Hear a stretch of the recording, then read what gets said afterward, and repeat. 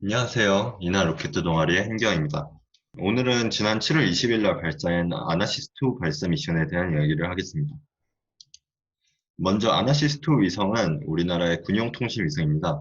현재 정지 궤도에서 임무를 수행하고 있는 무궁화 5호는 이제 노후화로 인해서 폐기를 할 예정이고요. 이제 그 자리를 대신해서 아나시스2 위성이 정지 궤도에 올라가서 임무를 수행하게 됩니다. 아나시스2 위성은 로키드 마틴에서 기술을 제공하며 이제 에어버스에서 제작해서 스페이스X의 팔콘 로켓을 통해서 정지 궤도로 이동을 하게 됩니다. 이제 이 아나시스2가 임무를 수행하게 되는 정지 궤도에 대한 이야기를 하겠습니다.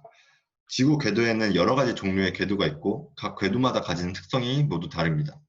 이제 대표적인 예로는 고속으로 지구를 공전하는 지구 저궤도, 그리고 여기에는 표시가 되어 있지 않지만 이제 매일 같은 시간에 매일 같은 상공을 지나게 되는 지구 동기 궤도라는 여러 가지 궤도가 있습니다. 정지 궤도도 이런 궤도 중에 하나입니다. 정지 궤도 같은 경우에는 지구의 자전 속도와 인공위성의 공전 속도가 같기 때문에 인공위성이 항상 같은 곳 위에 떠 있는 것처럼 보이게 됩니다. 예를 들어서 우리나라가 해당하는 정지 궤도 위에 있는 위성은 항상 우리나라 상공에 떠 있는 것처럼 보입니다. 이런 경우에는 위성이 우리나라와 항상 통신을 할 수 있기 때문에 이제 통신위성이나 아니면 관측위성을 용도로 주로 사용하게 됩니다. 이 사진에서 보시는 바와 같이 이제 정지궤도 같은 경우에는 지구에서 상당히 높은 곳에 위치하고 있습니다. 왜냐하면 궤도마다 위성 공전하는 속도가 다 정해져 있기 때문입니다. 인공위성이 한 궤도에서 머물기 위해서는 지구로 떨어져서도 안 되고 궤도 밖으로 튕겨져 나가서도 안 될 겁니다. 즉 지구 중력과 궤도 회전으로 인한 원심력이 같아야 할 겁니다. 중력 같은 경우에는 이렇게 표시를 하는데 변수는 중력 상수, 그리고 지구의 질량, 위성의 질량, 그리고 위성 궤도의 반지름입니다. 마찬가지로 원심력은 이렇게 표시를 하는데 변수는 인공위성의 질량, 인공위성의 현재 속도, 그리고 인공위성의 공전 궤도 반경일 겁니다. 그래서 이 중에서 중력 상수, 그리고 지구의 질량은 이미 정해진 상태고요. 그리고 인공위성의 질량은 우리가 발사하기 전에 미리 측정을 해서 알 수 있을 겁니다. 그렇다면 남은 변수는 이제 궤도 반지름 R과 그리고 궤도의 속도 V 두 개가 남게 됩니다. 그래서 위에서 말씀드렸듯이 중력과 원심력이 균형을 이루어야만 이 궤도에서 머물기 때문에 이 두 식을 같다고 하고 이 두 식을 풀어보면 R에 따라서 V가 결정된다는 사실을 알 수 있을 겁니다. 왜냐면 이건 상수고 이 두 개가 약분이 되고 그러면 R과 V만 남게 돼서 이 R이나 V 하나를 알면 다른 하나를 알 수 있게 되는 거죠. 그래서 일반적으로는 R이 커질수록 V가 작아진다는 것을 아실 수가 있을 거예요. 그리고 정지궤도 같은 경우에는 여기서 자전 속도와 공전 속도가 같아야 되기 때문에 속도 V를 이미 정해주고 시작을 하는 거죠. 그래서 이 정해진 속도 V를 이용하고 나머지 다른 상수들을 대입해서 풀어보면 이제 여기 보시는 바와 같이 필요한 R은 35,786km라는 걸 알게 됩니다. 하지만 위성을 한 번에 35,786km까지 올린다는 것은 쉬운 일이 아닙니다. 그래서 대부분의 위성들이 먼저 저궤도로 올라가고 그 다음에 목표 궤도로 올라가는 방식을 취하게 됩니다. 마치 계단을 올라가는 거와 비슷한 형태죠. 그래서 이때 사용되는 궤도가 호만 궤도 혹은 호만 천이 궤도라고 부르는 기동입니다. 호만 궤도는 이제 최소한의 에너지로 궤도를 변경할 수 있게 해주는 궤도를 의미합니다. 단순히 인공위성의 궤도 변화뿐만 아니라 지구에서 화성으로 가는 최소 에너지 궤도를 찾아내는 데도 적용이 가능합니다. 호만 궤도는 주로 타원형의 궤도 형상을 띠는데 이번 미션과 같이 이제 저궤도에서 고궤도로 올라가는 미션 같은 경우에는 이제 저궤도에서 근지점을 가지고 그리고 포물선에 따라 올라간 다음에 이제 목표 궤도에서 원지점을 만나고 그리고 다시 이렇게 내려오는 타원 형태를 취하게 됩니다. 그래서 저궤도에서 머물다가 높은 곳으로 이동하려면 이제 힘을 더 많이 줘야 되겠죠. 그래서 가속을 한번 해서 에너지를 가하고 이렇게 타원형 궤도로 진입을 하게 됩니다. 원지점에서는 이제 타원의 특성에 의해서 위성의 속도가 최소가 될 거예요. 그런데 이제 이렇게 높은 곳을 따라서 올라왔는데 원래는 이렇게 내려가야 되지만 높은 곳에서 우리는 머물고 싶은 거니까 에너지를 한 번 더 줘서 이제 높은 궤도를 유지하도록 해주는 겁니다. 따라서 이 원지점에서 한 번 더 가속을 해서 위성이 이 높은 궤도, 그러니까 목표 궤도에서 머물 수 있도록 해주는 겁니다. 이제 그 과정을 설명한 것이 이 옆에 보이는 이 사진인데요. 먼저 로켓을 이용해서 위로 올라온 다음에 여기서 로켓 분사를 한 번 더 해서 타원 궤도를 따라 올라온 그 다음에 여기서 로켓 분사를 한 번 더 해서 고궤도에서 머물 수 있게 합니다. 오늘 보시는 팔콘 9 로켓 같은 경우에는 여기서 발사 그리고 저궤도에서 머물다가 이제 적정한 타이밍에 고궤도로 올라가기 위해서 이렇게 타원 궤도까지 분사를 해서 올려주는 것까지 임무를 수행하게 됩니다. 그래서 오늘 보실 영상에서는 여기까지 임무를 수행하는 게 보인다는 점 생각을 해주시고 영상을 봐주시면 감사하겠습니다. 자, 이제부터 영상을 보면서 설명을 하겠습니다. 이게 제가 몇 번 촬영을 해봤는데 영상 소리가 들어가면은 영상 소리가 너무 커가지고 제 목소리가 잘 안 들리더라고요. 그래가지고 이제 소리가 들리면 안 될 것 같아가지고 영상 소리는 끄고 진행을 하도록 하겠습니다. 자,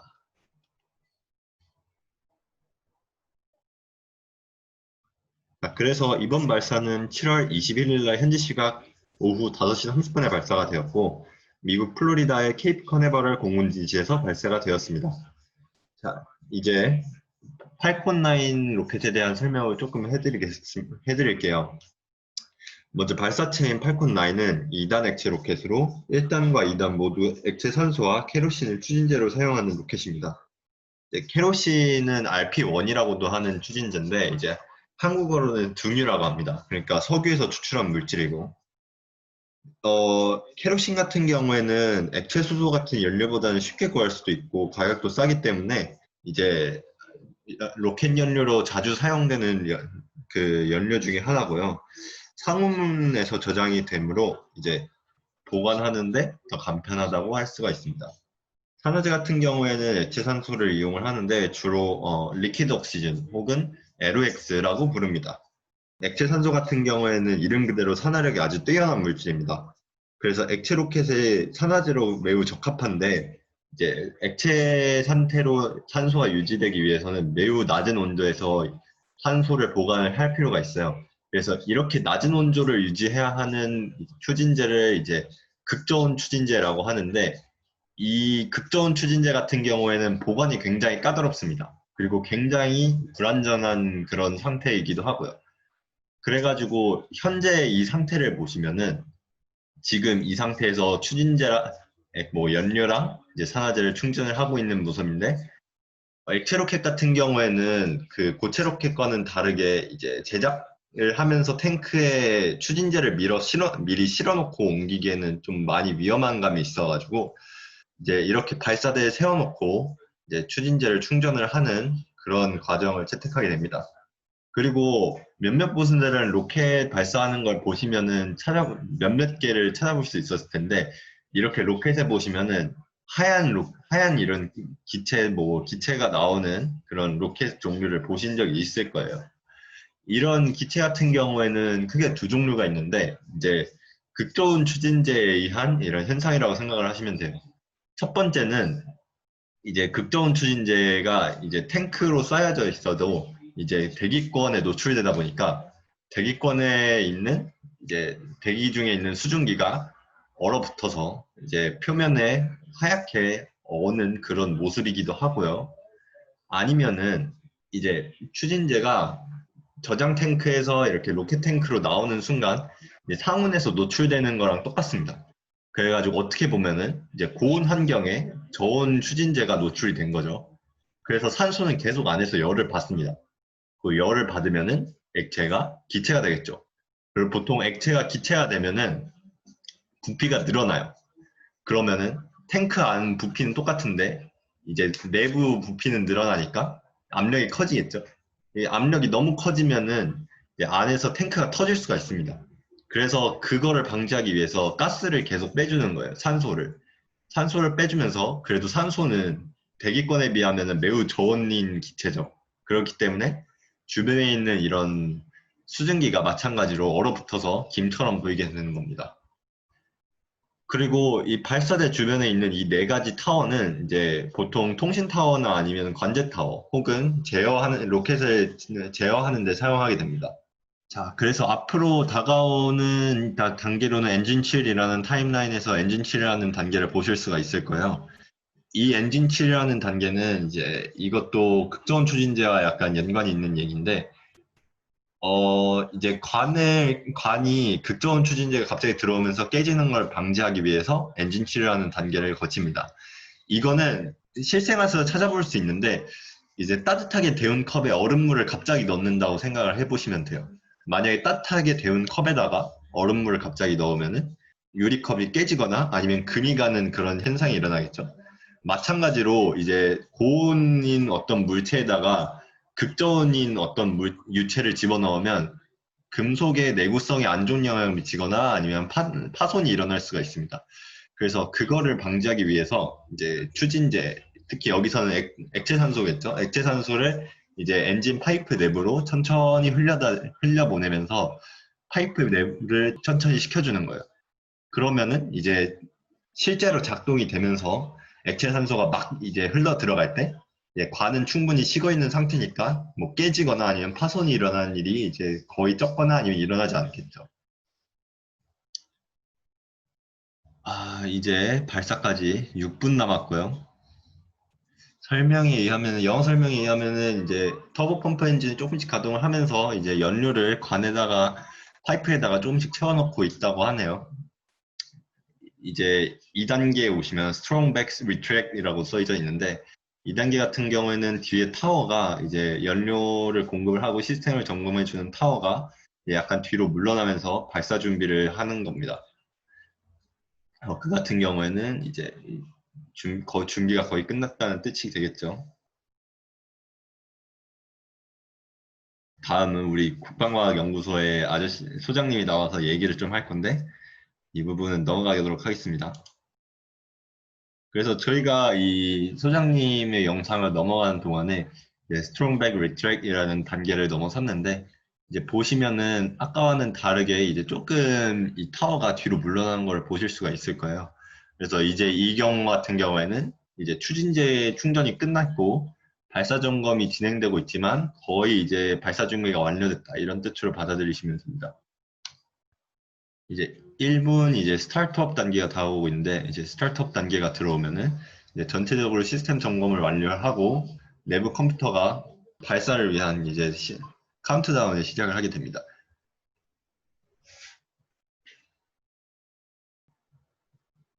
이 원본 영상 같은 경우에는 이제 자막에 이제 영상 설명에 링크를 달아둘 테니까 혹시 영어 설명을 듣고 싶은 분은 이제 그 링크를 따라가셔서 직접 보시면 될 것 같습니다. 1분여부터 이제 엔진을 스타트업 하기 시작하는데 이제 스타트업 단계가 다가오는데 이제 2단계라고 하면은 로켓을 이제 진짜 시동을 하는 단계라고 생각을 하시면 됩니다.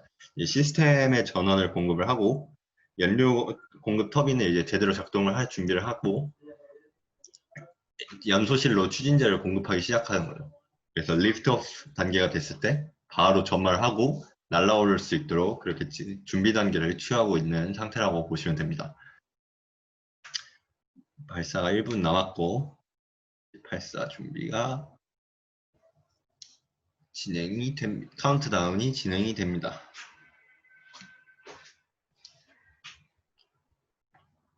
안 들리시겠지만 이제 영어 설명을 듣다 보시면 2단계에서 이제 발사 담당자가 발사하냐 안 하냐를 결정을 하게 되는데 지금 발사하는 거로 확정이 된 상태고요. Stage 1 tanks pressing for flight. T-minus 15 seconds. 10, 9, 8, 7, 6, 5, 4, 3, 2, 1, 0. Ignition. 발사가 진행이 되는 모습입니다.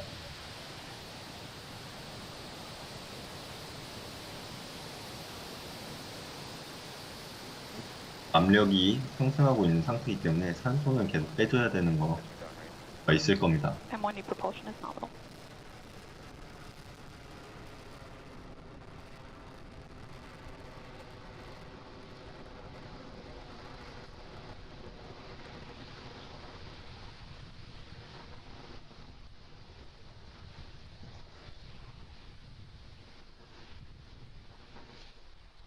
이제 맥스 Q 단계가 다가오고 있는데 맥스 Q라고 하는 거는 한국어로는 최대 동압이라고 합니다. 이 시점이 되면은 이제 로켓이 받는 공기 저항이 최대가 되는 거예요. 그러니까 로켓이 받는 힘이 가장 크게 되는 거고 로켓 구조에 힘이 가장 많이 걸리는 순간이므로 이 순간이 로켓 발사에서 가장 위험한 순간이라고 생각을 하실 수도 있죠. 그래서 이 시점은 보통 음속을 돌파하는 지점으로 생각을 하시면 됩니다. 그래서 이 시점을 지나가면은 로켓이 초음속에 도달을 하게 되는 거죠.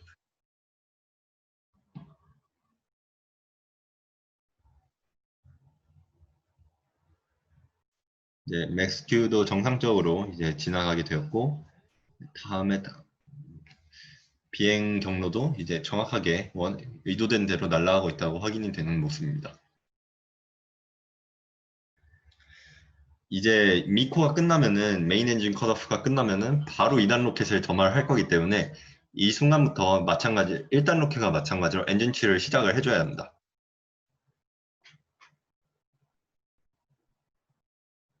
그래서 이렇게 상승을 해서 계속 상승을 해서 이제 일단은 저궤도에 있는 주차 궤도까지 올라가게 되는 거죠. 이제 미코가 다가오고 있죠. 타임라인에 보시면 미코가 다가오고 있는데 메인 엔진 컷오프라고 합니다. 그래서 1단 로켓이 연소를 종료를 하고 바로 단분리를 시행한 다음에 바로 2단 로켓이 점화가 될 겁니다. 분리가 되는 모습이고 이쪽이 1단 로켓이고 2단 로켓의 노즐 부분입니다. 그래서 점화가 되는 모습을 보실 수가 있어요. 이제 보통은 1단 로켓 같은 경우에는 버리겠지만 이제 팔콘 9 같은 경우에는 여러분도 아시다시피 회수를 하기 때문에 계속해서 내려오면서 제어를 해줘야 하는 모습을 보실 수가 있습니다.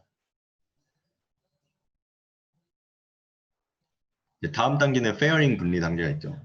이번 발사 같은 경우에는 이제 스페이스X가 처음으로 페어링을 이제 회수를 하는 단계를 거치게 될 겁니다. 이제 분리된 페어링은 날라와서 탄도 궤적을 따라서 내려와가지고 바다에서 대기 중인 바지선을 통해서 회수를 하게 됩니다. 그래서 보시면은 페어링이 두 개이기 때문에 두 개의 탄도 궤적이 보이죠. 이 궤적을 따라서 미리 계산된 위치에 바지선이 있는데 거기에서 이제 그물을 통해서 회수를 하게 될 겁니다.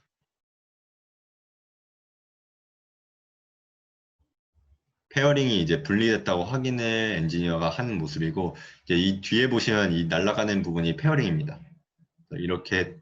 이렇게 이제 지구를 향해 내려와서 회수를 하게 되는 거죠. 여기에 보시면 연소가스가 조금 검은색을 띈다는 걸 보실 수가 있을 거예요. 이거는 1단 로켓도 아마 그랬을 텐데 이제 이거는 케로신을 사용하는 이제 엔진의 특징으로 우리가 흔히 자동차에서 사용하는 석유와 똑같은 원료를 사용하기 때문에 자동차와 마찬가지로 이제 매연과 같은 성분의 검은색 기체가 나오는 것을 보실 수가 있을 겁니다. 그래서 전문가들은 이제 로켓이 날아가면서 나오는 연소가스의 색깔을 보고 로켓 추진제의 어느 정도의 성분을 알 수가 있다고 하네요. 그래서 2단 로켓 같은 경우에는 이렇게 지구 지표와 거의 평행한 상태에서 속도만 거의 올리다시피 하면서 계속해서 지구 저궤도로 진입을 하게 됩니다. 전 강에서도 말씀드렸듯이 이제 로켓이 위성 같은 게 지구 주위를 돌기 위해서는 속도가 굉장히 중요하기 때문에 그 속도를 맞춰주기 위해서 계속해서 가속을 해주고 있는 모습입니다. 그리고 이 가속은 우리가 필요로 하는 그 속도에 도달하기 전까지 계속 진행을 할 거고요. 1단 로켓 같은 경우에는 계속 떨어져 내려오고 있는 모습입니다. 다음에 다가오고 있는 단계는 엔트리번 같은 단계인데 엔트리번은 이제 팔콘 9의 이제 고유한 단계죠. 어떻게 보면 이 1단 로켓을 회수하기 위한 단계이기 때문에 엔트리번 같은 경우에는 이제 팔콘 9의 1단 로켓이 주가 돼가지고 진행이 되는 단계입니다. 엔트리버는 이제 아무리 그렇게 뭐 높이 올라오지 않았더라고 해도 그래도 지구가 둥근 형태라는 걸 확인할 수 있을 정도로 높은 상황이기 때문에 1단 로켓이 현재 있는 곳은 대기가 그래도 매우 희박한 편이에요. 그래가지고 지금 희박한 쪽의 대기에서 이제 밀 한쪽의 대기로 내려오므로 순간적으로 공기 저항을 많이 받을 거예요. 그것을 방지하기 위해서 속도를 조금 줄여주기 위해서 이렇게 역추진을 해서 속도를 줄여주는 모습입니다. 그래서 이런 엔트리번을 이용해가지고 속도를 25%까지 줄여줘야지 안정적으로 일단 로켓이 부서지지 않고 착륙을 할 수 있다고 하네요.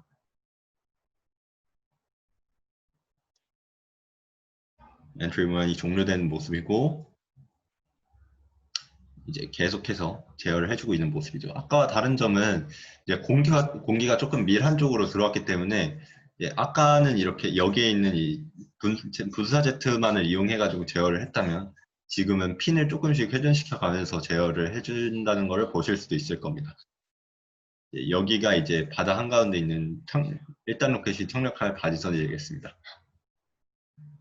마찬가지로 고도는 아까 1단 로켓이 분리된 이후로 한 3, 40km 정도밖에 안 올라왔지만 속도는 계속해서 증가를 시켜주고 있죠. 이제 다가오는 거는 이제 랜딩번과 C코, 그러니까 Second Engine Cutoff가 동시에 이루어지게 됩니다. 이제 랜딩번 같은 경우에는 이제 1단 로켓을 회수하기 위해서 착륙하기 위한 이제 역추진을 말하는 거고, C코 같은 경우에는 이제 관찰력이 좋으신 분은 여기 1이라고 적혀 있는 게 보이실 거예요. 이 같은 경우에는 이제 C코가 이제 2단 로켓이 일단은 우리가 목표한 속도에 도달했으니까 일단 연료 소모를 줄이기 위해서 이제 엔진을 끄고 이제 탄도 비행으로 날아가게 되는 모습입니다. 지금 1단 로켓이 내려오고 있겠죠. 그래서 성공적으로 착륙을 하게 된 모습입니다. 이렇게 케로신 엔진이라 그런지 검은 연기가 많이 보이죠. 이제 이번 착륙으로 팔콘 9은 57번째 1단 로켓 착륙에 성공을 했고, 이제 이 로켓 같은 경우에는 이번이 두 번째 발사라서 다음번에 세 번째 발사를 준비를 하게 된다고 합니다.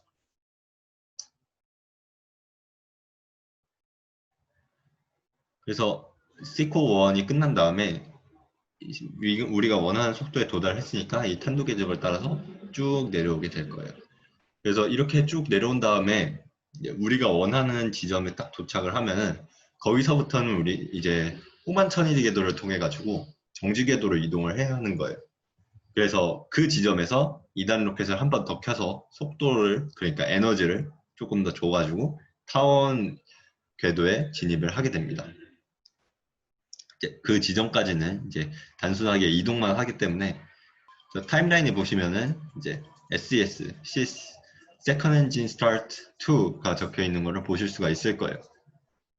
그래서 이 사이의 점화를 통해서 우리가 추가적으로 속도를 얻고 그 속도를 기반으로 타원 궤도에 진입을 해서 이제 그 궤도를 따라서 정지 궤도까지 이동을 하게 됩니다.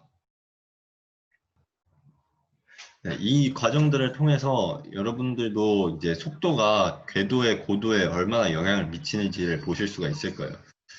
우리가 속도를 더해줌으로써 고도를 올림으로써 더 높은 곳에 위성을 갖다 놓을 수 있게 되죠. 그래서 아까 C코가 거기서 더 진행을 하지 않고 딱 끊는 이유도 우리가 원하는 고도에 진입하기 위해서는 그 고도에 맞는 속도가 이미 정해져 있기 때문입니다. 그래서 여기서 잠시 동안 2단 로켓을 점화를 시켜서 속도를 더해주고 있는 모습이죠. 이 과정을 통해서 이제 Geosynchronous Transfer Orbit이라고 불리는 이제 정지 찬이 궤도로 진입을 하게 됩니다. 또 C코가 다가오죠. 2단 로켓 점화가 종료가 됩니다. 속도를 충분히 얻었으니까 고도가 조금씩 올라가는 것을 보실 수가 있을 거예요. 그리고 우주 공간이라고 해도 그렇게 높은 고도가 아니기 때문에 아직 대기가 있어요. 그래가지고 이게 속도가 계속 떨어지고 있는 모습이죠, 조금씩. 네, 쭉쭉 나가다가 타운 궤도에 진입을 하게 되면 이제 2단 로켓은 떼어내고 이제 위성만 그 관성에 따라서 계속해서 궤도를 따라 이동을 하게 됩니다. 그래서 지금 이 상태로 이미 정지 천위 궤도에 진입을 한 상태이고 이제 2단 로켓과 위성 같은 경우에는 이제 안전하게 분리를 하기 위해서 지금 분리 절차를 밟고 있는 것으로 보입니다. 그 분리 절차는 약 3분가량 걸릴 것이고 한 이쯤이나 아니면 이 정도쯤에서 분리가 될 것으로 보이네요. 고도가 아까에 비하면은 그 짧은 전마에도 불구하고 아까보다 한 40km 정도 올라왔다는 것을 보실 수가 있어요. 이쯤을 보면은 아까는 300 초반대였는데 지금은 400 초반까지 고도가 올라가는 것을 보실 수가 있을 겁니다. 그래서 지금 이 상태로 타운 궤도에 진입을 한 거고 이 타운 궤도를 따라서 위성은 따로 분리가 돼서 타운 궤도를 따라서 이제 정지 궤도로 이동을 해서 정지 궤도에서 임무를 수행을 하게 됩니다. 3분 30초쯤 더 지났네요. 33분쯤 지나니까 이제 디플로이 단계가 다가오죠. 그 사이에 고도는 100km 정도가 더 올라왔고요.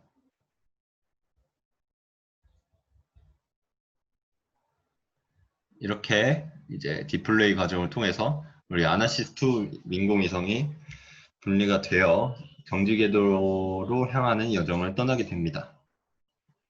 이렇게 팔콘9의 이제 임무는 끝이 났다고 보시면 되고, 이제 이 아나시스2 위성 같은 경우에는 아까도 말씀드렸다시피 군용 위성으로서 이제 저희 나라 군의 이제 통신과 정보 체계, 정보 경유를 담당하게 될 것으로 보입니다.